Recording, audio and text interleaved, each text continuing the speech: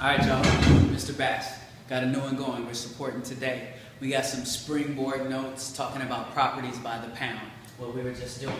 So please write properties by the pound. Oh, y'all like that dance too. Yeah, okay, sorry, I get distracted. So, when properties by the pound, we're talking about two different properties so far today. We're talking about the commutative property and the associative property. So, the commutative property says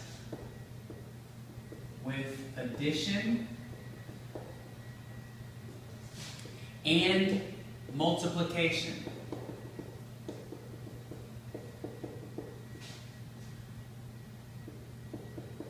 I can change the order of the numbers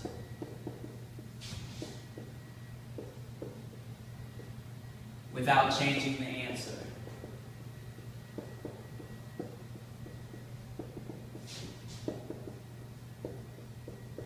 Okay, so the commutative property, I can change the order of the numbers without changing the answer. Alright? So let's talk about what that looks like.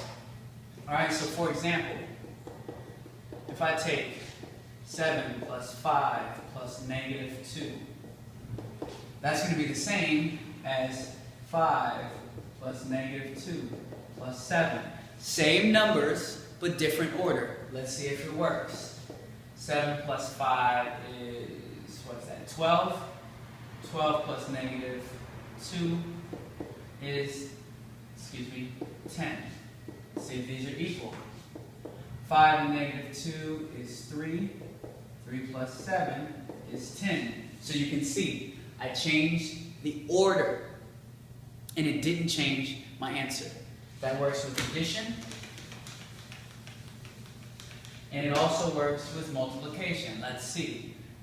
Example 2 says 4 times 2 times 5 equals 2 times 4 times 5. Same numbers, different order. Let's see if it works. 4 times 2 is 8. 8 times 5 is 40. 4 times 2 again is 8. 8 times 5 is 40. It works. Now let's check it, because we talked about multiplying and adding. Let's check it for subtraction. So let's see if I go, example 3. If I go 4 minus 3 minus 6 is equal to 6 minus 3 minus 4. Same numbers, different order, but now I'm using subtracting. Let's see if it works. 4 minus 3 is 1. 1 minus 6 is negative 5. Okay? 6 minus 3 is 3. 3 minus 4 is negative 1. Doesn't work.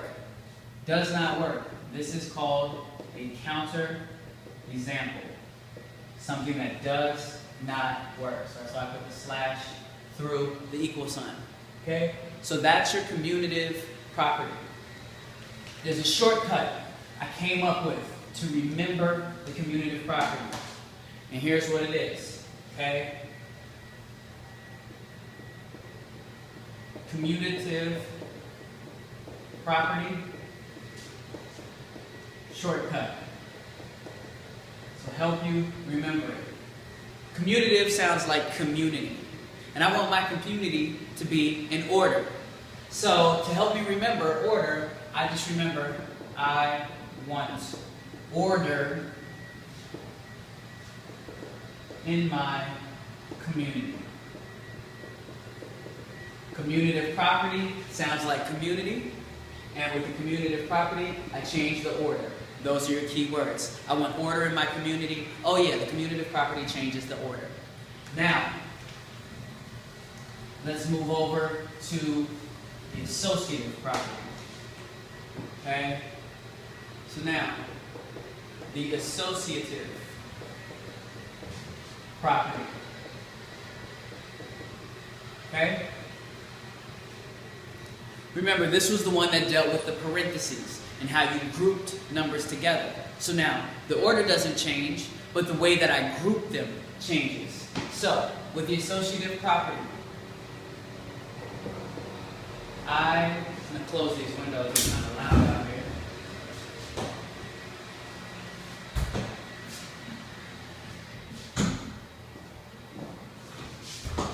Alright, hopefully that's better. I can change the groupings of numbers